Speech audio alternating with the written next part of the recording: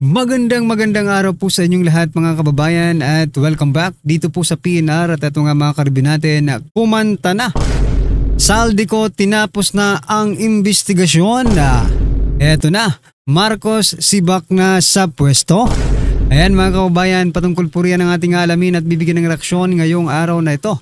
Pero bago pong lahat mga kababayan, sa mga hindi pa po nakapag-subscribe sa ating munting channel, pa-subscribe naman po. Eto, masayang-masaya po tayo sa mga nangyayari ngayon mga kababayan sapagkat mukhang katapusan na ng Marcos administration. Eto mga kababayan, simulan na po natin to.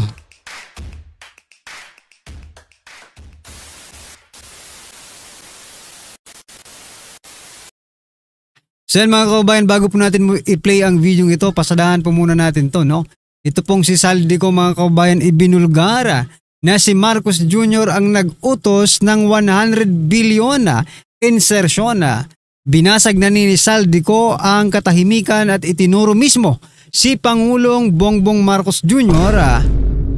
Ang nag-utos na magpasok ng 100 billion na pondo para sa proyekto ng DPWH sa kalagitnaan ng BICAM noong 2024. Eto mga kababayan, pakinggan po natin si Saldico.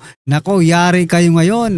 Nag-deliver papunta sa bahay nila Pangulong Bongbong Marcos at Speaker Martin Romualdez mag-insert o magpasok ng 100 billion worth of projects sa BICAM. Sana po ay hindi nila ako mapatay bago ko mailabas ang lahat. Ginawa ko lang ang utos sa akin. Pero ngayon, handa na akong harapin ang lahat. Ginagamit ng administrasyon ang buong resources ng bansa para tumahimik ako. That he will shoot me if I will talk. Gagamitin ako bilang panakipbutas sa kanilang kampanya laban sa korupsyon. Hindi na ako mananahimik, ilalabas ko ang lahat ng katotohanan. May resibo, may ebidensya, at may pangalan. Para sa bawat Pilipino. Alam ko na buo ang galit ninyo sa akin ngayon. Nauunawaan ko rin kung bakit. Lalo na at malaki ang halagang nakataya. Pero bago kayo humusga, hayaan ninyong ipaliwanag ko ang buong katotohanan. Matagal akong hindi nagsalita dahil may direktang utos sa akin. Huwag nang bumalik ng Pilipinas at manahimik na lamang. Umalis ako noong July 19, 2025 para sa aking medical check-up. Nakaplanong bumalik pagkatapos ng SONA ni Pangulo. Pero habang papauwi na ako, tinawagan ako ni dating Speaker Martin Romualdez at sinabihan, "Stay out of the country. You will be well taken care of as instructed by the President." Noon naniniwala pa ako sa kanila, kaya't hindi ako bumalik. Tumikom ang aking bibig, sumunod ako, pero ang hindi ko alam, ang ibig pala nilang sabihin sa aalagaan ka namin ay gagamitin ako bilang panakipbutas sa kanilang kampanya laban sa korupsyon. Ginawa nila akong poster boy ng kanilang sariling kasinungalingan. Ngayon, hindi na ako mananahimik, ilalabas ko ang lahat ng katotohanan. May resibo, may ebidensya, at may pangalan.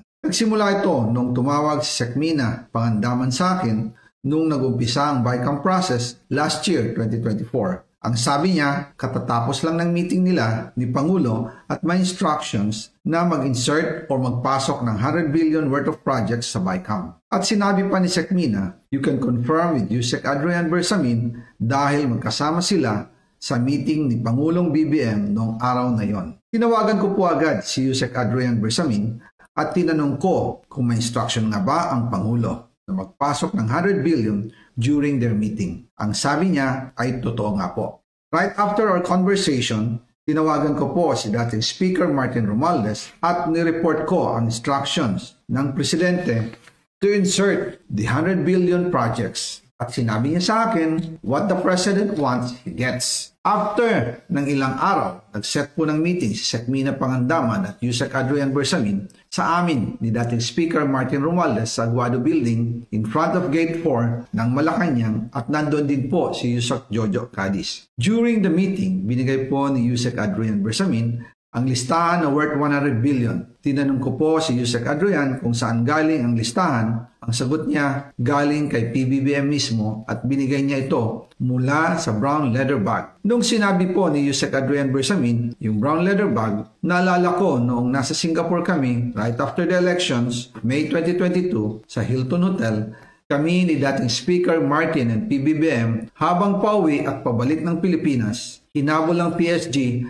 ang brown leather bag at ang sabi ni PBBM, maiwan na lahat, wag lang ang brown leather bag. Kaya naniwala ako na utos talaga ito ng Pangulo. Pagkatapos ng ilang araw, I informed sina dating Speaker Martin Romualdez, Sekmina Pangandaman, Yusek Adrian Bersamin, and Yusek Jojo Cadiz na kung pwede 50 billion lang ang ipasok sa program funds dahil so sobra ang DPWH funds versus sa DepEd. In practice, hindi pwede na mas malaki ang budget ng DPWH kaysa edukasyon. And yung balance na 50 billion, ilagay na lang sa program funds for the 2025 budget dahil Office of the President din ang nagre-release ng lahat ng unprogram funds. Pagkatapos ng isang araw, tinawagan ako ni Sekmina at sinabi ang mensahe ng Pangulo, ipasok ninyo yan dahil pinangako na sa akin ni Speaker Martin yan at hindi na pwedeng baguhin. Kumbaga, ang utos ng hari hindi pwedeng mabali.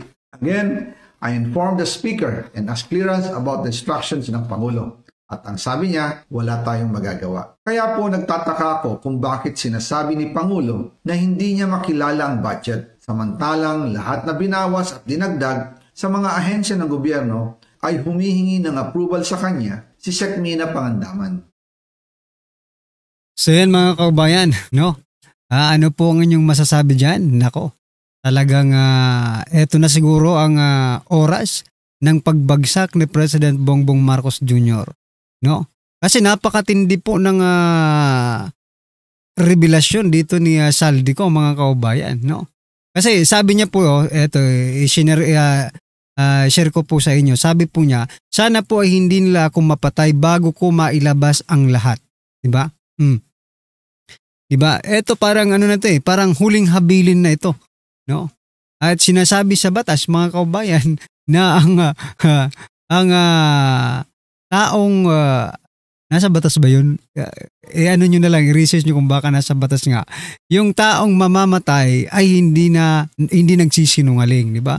Ito parang huling habilin niya ito no? Bago daw siya mapatay, sana mailabas niya yon. O yan yan, nailabas na yung part 1 mga kaubayan, no? At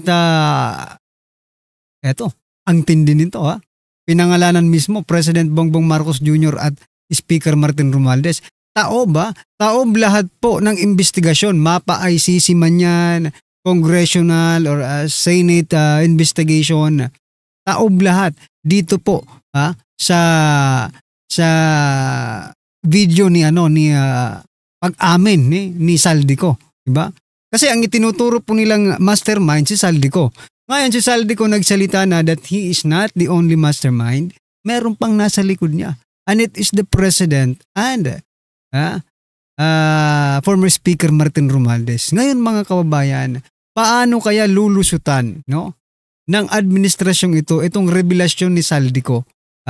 Napakatindi na po nito. Baka hanggang dito na lang ba? Kasi magrarally na bukas. Diba? Magrarally na po bukas at sana magtuloy-tuloy na po yan. Ilalabas na ng taong bayan ang galit nila. Napaka-timing naman po ng paglabas ni Saldico ng kanyang revelasyon, ng kanyang pag-amin. Bukas na yung rally. And it lasts, hanggang katapusan na siguro yan hanggat hindi bumababa si President Bongbong Marcos Jr.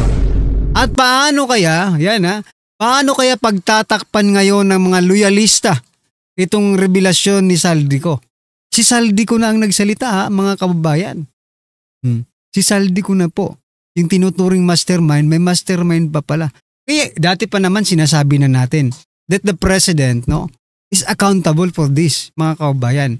Ayaw man nating aminin, pero yun talaga ang totoo The President is accountable, dito po sa mga flood control anomalies. Not only flood control, malamang kung nagawa po nila sa DPWH yan, sa ibang ahensya, posibleng ganun din po ang kalakaran. Ganun din po ang ginagawa nila. Diba? So, ang tanong ngayon, paano lulusutan ito ng administrasyon? Eto, sabi po ni Sir Greco Bellica, nakipagpustahan pa. Sasabihin ng gobyerno na huhulihin na si Senator Bato de la Rosa at Senator Bongo at iba pang pangtakip sa video ni Representative Saldico. Nako po. Malamang, bukas na bukas ang balita mga kababayan. Nahuli na si Bato at si Bongo mga kababayan. Pangtakip at saka yung iba pa. Wala na kayong dapat imbestigahan pa. Tumigil na kayo. ICI, Ping Lacson, Tuta Soto, tumigil na kayo. Wala na tayong dapat pang imbestigahan dito. Diba? Nagsalita na si Saldico. At si Saldico pong tinuturing nating ninyo, diba? Na mastermind. Pero eto na, nagsalita na po siya at mayroon po siyang mga ebidensya. Kaya humanda na po kayo. Humanda na si President Bongbong Marcos Jr. sa galit ng taong bayan. Nako. At last, no? Ito na po yung hinihintay nating lahat na magsalita si Saldico at ituro nga yung mga tinuturing nating mga mastermind, no? Eto. This is not secret, no? Hindi na po sikreto. Ito, open secret na ito. Sa lahat, no? Kaya kayo, i-share nyo na po itong video ito mga kabayan para mas marami po ang makalam na sinabi na po ni Saldico kung sino po ang nasa likod ng mga nangyayari sa ating bansa. Even without Saldico, mahinalang taong bayan eh. Naghihinala na talaga. Maybe it's not a guest, no? Hindi na siguro guest. Kasi yun talaga ang alam ng taong bayan that the president and yung pinsan niya, yung talagang may kinalaman, di ba? Anyway, eto mga kabayan, pasadahan po natin ang video ito at bigyan po natin ng reaksyon. Eto na po. Ito ang balita ngayon, trending at pinag-uusapan ngayon sa mundo ng social media. Ang di umano'y balita, sadyang ang lahat talaga ay may hangganan at walang baho ang hindi alingasaw at walang lihim ang hindi mabubunyag. The end is near. Matapos ang pananahimik, pagtatago sa ibang bansa sa kauna-unahang pagkakataon, sa wakas binasag na ang buong katotohanan at katahimikan na siyang gumimbal sa lahat ng social media platforms, maging ang palasyo, kamara, senado, lahat ng ahensya ng gobyerno at mga media. Ito'y matapos matapang na naglabas ng video at nagsalita na sa wakas si Saldico tungkol sa mga kababalaghan na nangyayari sa gobyerno ni Marcos Jr. at tahasang tinuro na ang di umano'y totoong mastermind at pinangalanan na sa wakas ang lahat ng mga kasabwat nito. Ito ang balitang dapat malaman ng taong bayan na pilit ayaw ipalabas di umano ng bayarang media sa publiko. Pero bago ang lahat, kung bago ka pa lamang sa aming channel, please huwag kalimutang mag-like, subscribe at click ang notification bell para mas maging updated ka pa lalo sa lahat pa ng bagong video na i-upload namin. At eto na nga mga kababayan, ayon pa sa nasabing report, Saldico, si President Marcos ang nag-utos ng 100 billion budget insertion. Isiniwalat ni Paano kaya didepensahan ito ni ni Auntie Claire mga kababayan? Naisip ko lang bigla, pasensya na po kayo. Naisip ko lang bigla si Auntie Claire kung paano niya po ito didepensahan, paano niya ipagtatanggol si President Bongbong Marcos Jr. at yung pinsan niyang si Romualdez, di ba? Ang hirap, no? Hirap na siguro ngayon si Auntie Claire mag-isip ng isasagot. Maging yung mga loyalista mga kababayan ay malamang hirap na rin po sila sa pag-isip kung ano na naman ang isasabihin nila just to protect, just to defend, no? President Bongbong Marcos Jr.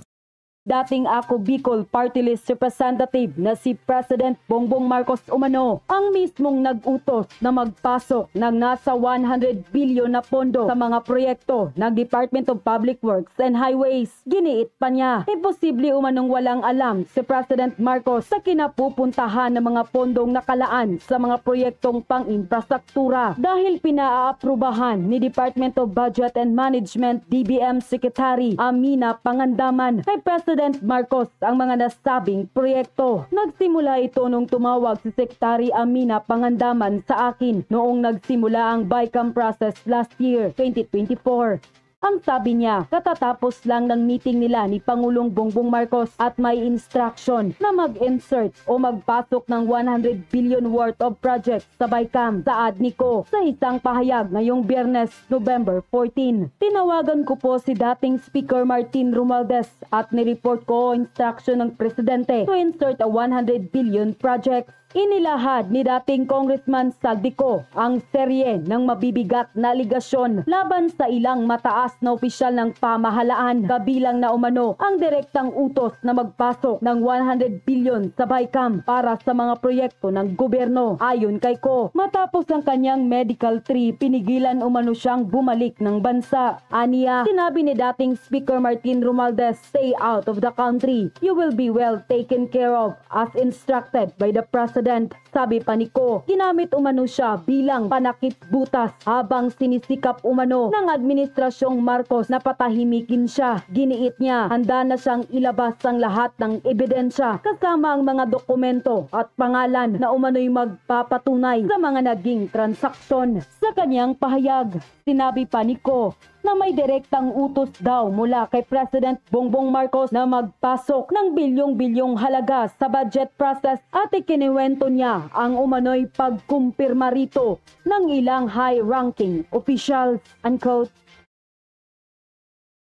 Ang nag-deliver papunta sa bahay nila Pangulong Bongbong Marcos at Speaker Martin Romualdez mag-insert o magpasok ng 100 billion worth of projects sa BICAM.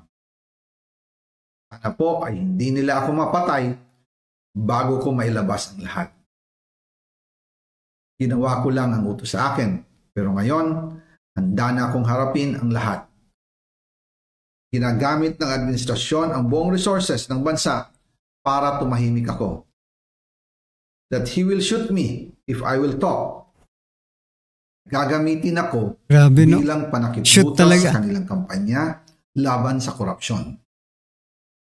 Hindi na ako mananahimik, ilalabas ko ang lahat ng katotohanan.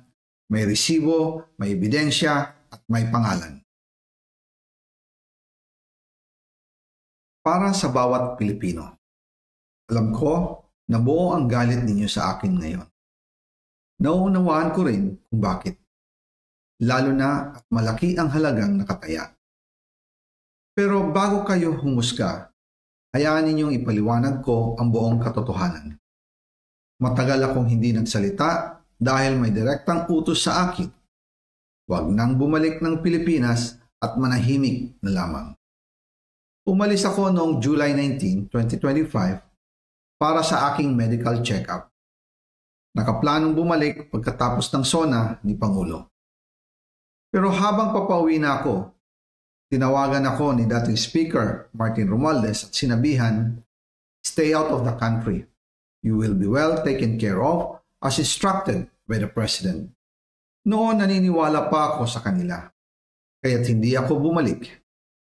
Tumikom ang aking bibig, sumunod ako, pero ang hindi ko alam, ang ibig pala nilang sabihin sa aalagaan ka namin ay gagamitin ako bilang panakipbutas sa kanilang kampanya laban sa korupsyon.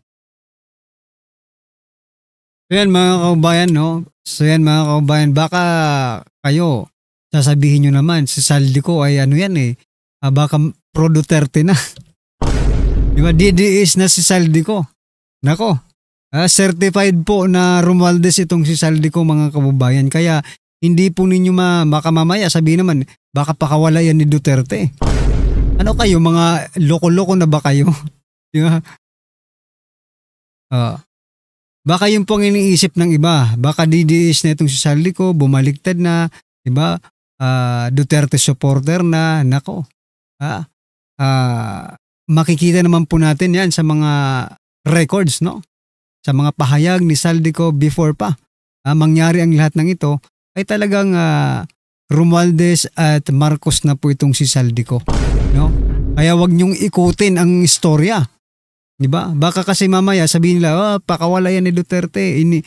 Baka baliktarin na naman nila yung istorya at Duterte na naman ang masisi dito. Ganoon naman po sila eh. No? Pag nako-corner Duterte, inuunahan na lang po natin sila ngayon, para hindi na po nila magamit yung mga pronouncement na yan, di ba? Anyway mga kababayan, ano po ang inyong opinion, reaction patungkol po sa video ito? I-comment nyo na lang po sa baba. Maraming salamat po.